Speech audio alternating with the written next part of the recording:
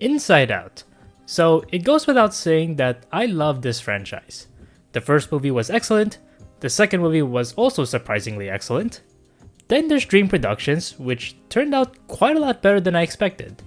There's a lot of reasons I could point to why I love it so much, like the surprisingly great characters, the humor, the themes, the heavy emotional moments. I could go on. But what I appreciate most from this series, and the franchise generally, is the world building.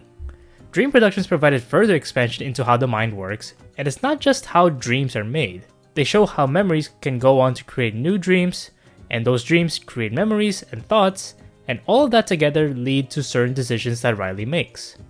Moreover, the limited series featured something that none of the Inside Out movies have done yet, which was Riley actually interacting with the sentient beings inside her mindscape. Honestly, I feel like this is a tease for what will happen with the emotions in Inside Out 3, which seems very likely to happen at this point. As great as this moment was though, having Riley interact with the people inside her mind does raise a lot of questions regarding who exactly is Riley, or what exactly makes up Riley in the context of Inside Out. Obviously, when it comes to our real-world perspective, Riley is the fun-loving, goofy, hockey-playing girl who can be socially awkward and make dumb decisions at times. But within the world the movies have created, Riley is regarded as some sort of entity that the emotions try to nurture and guide, or in some cases, outright control. You see, while the Inside Out movies and Dream Productions feature conflicts between two or more characters with differing ideas on how to help or control Riley, there is also an underlying conflict involving Riley battling for control over her own emotions and the other independent subconscious elements of her mind. This conflict is pretty much a central theme throughout all three major stories we have seen of Riley's mind, and it's a conflict that has become more and more obvious as we see more of the adventures inside her mindscape.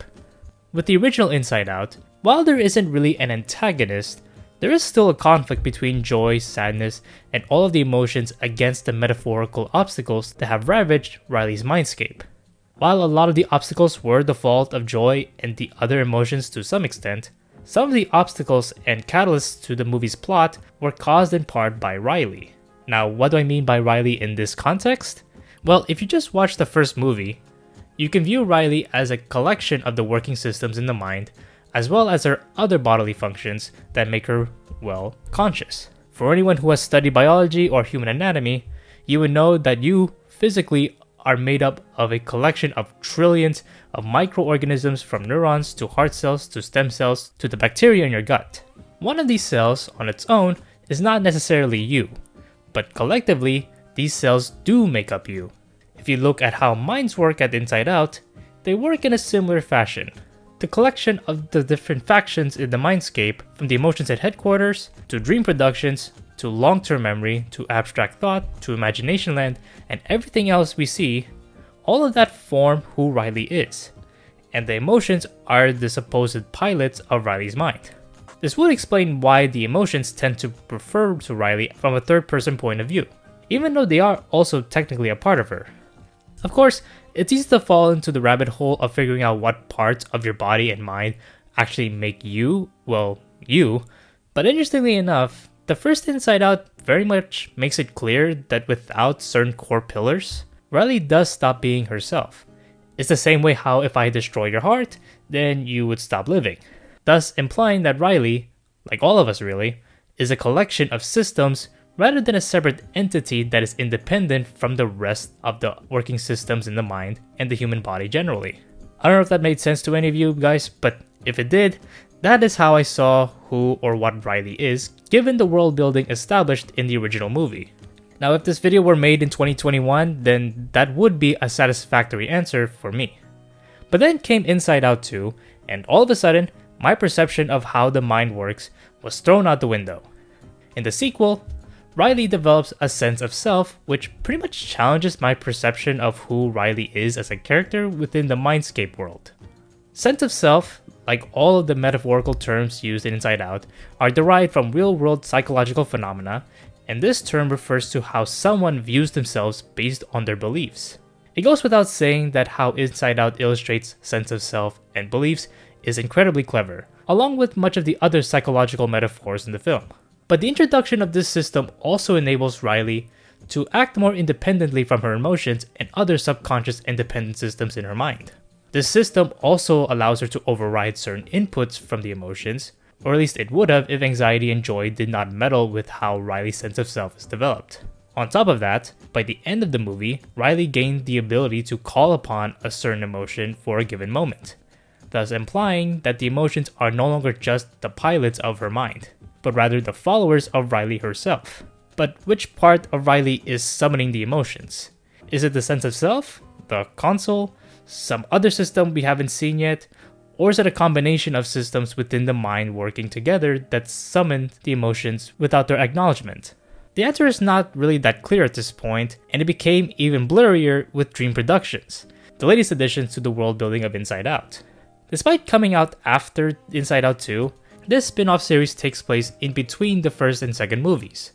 So these events are before Riley gains the ability to call upon her own emotions and choose how to feel in a given moment. However, this series features some of the clearest examples yet of Riley acting independently from the emotions and even the people making the dreams. There's of course the sleepwalking scene where Riley is immune to any input from the emotions console and is also controlling the camera on the set of the metaphorical studio within her mind. But by far, the best example of this independence was towards the end of the last episode where Riley lucid dreams. In my view, this is the most consequential moment in the entire franchise, because this is the first time where Riley directly interacts with the people within her mindscape. To make it even more interesting, the emotions don't seem to have any input with how Riley reacts to the lucid dream. This means that during the entire dream sequence, everything that Riley does is fully because of her own volition. But again, this raises the question, which part of her mind is responsible for the decisions she makes that are independent or go against what her emotions and mind workers want her to do? So because the movies and series never directly answered this, we're all free to have our own interpretation, but here's how I like to view it. The best way to visualize it is through a basic diagram like this. This block represents Riley as a whole, everything we see of her physically and mentally. Riley is made up of her physical parts, like her organ systems and such, and her mental components, which we will call Riley's Mindscape. Her Mindscape is the main topic of this video, and for the sake of the argument, you can divide it into two parts, her conscious and unconscious components. Riley's conscious components contains the settings within her mind like imagination land, long-term memory, the stream of consciousness, and so on. It also contains the mental systems that give her unique qualities, like the islands of personality and the belief system / sense of self. In addition, the conscious components include the console in Headquarters and the camera in Dream Productions as the means for Riley's subconscious to provide input for Riley's actions. This then leads us to Riley's subconscious, the part of the mind that tries to help / control Riley as she battles to control it. This part of the mind includes Riley's emotions in Headquarters, the mind workers we see throughout the Mindscape, the crew who work on Riley's dreams, and her secrets and biggest fears, which are locked away in metaphorical vaults and doors. When I asked throughout the video who exactly Riley is, the part that the emotions and mind workers are trying to help or control, this is the part that I am referring to. So based on the diagram, you can see that my initial interpretation of how the Mindscape works from the first movie is still fairly consistent. Riley's consciousness is indeed a combination of multiple systems that we see throughout these movies, from the islands of personality to the belief system to the console to even Dream Productions. However, the one thing that I ultimately missed with my initial interpretation was the role of memory in the mind. Inside Out has made it clear that memories are what fuel the systems that make Riley tick. Memories are what formed her personality, her beliefs, her dreams, and so much more that we have yet to discover. All the emotions and mind workers do is process those memories to help Riley gain new experiences, which in turn allow her to create more memories and grow as a person.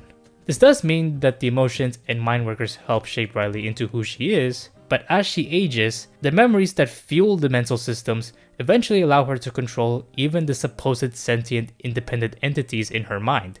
As of this point, specifically by the end of Inside Out 2, Riley's consciousness and her emotions are equal to each other in terms of how Riley, the person, thinks and acts in whatever scenario she faces. So to finally answer the question, Who is Riley or what is Riley? Well, in the simplest way, she is the memories that she accumulated and remembers.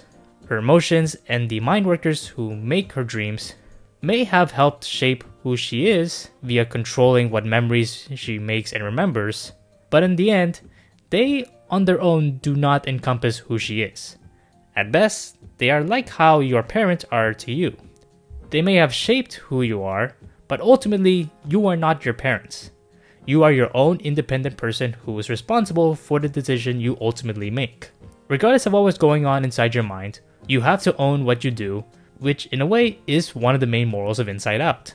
Even though this franchise is about these sentient emotions and mind workers, the conflicts in these stories are resolved when the protagonists relinquish their control and allow Riley's conscious part to work as intended, and she does what she willingly wants. Did that make sense to any of you guys? I hope so, because this took a surprisingly long time just to answer a simple question. I guess that's what happens when you try to question the logic of these movies, but this is just my interpretation of how the world of Inside Out works, and your view may be different. If you have any thoughts on the world of Inside Out, please leave them down in the comments below, and please give this video a like, and subscribe for more content like this. With all that said, thank you all for watching this video. I hope you all have a great day. See you in the next one.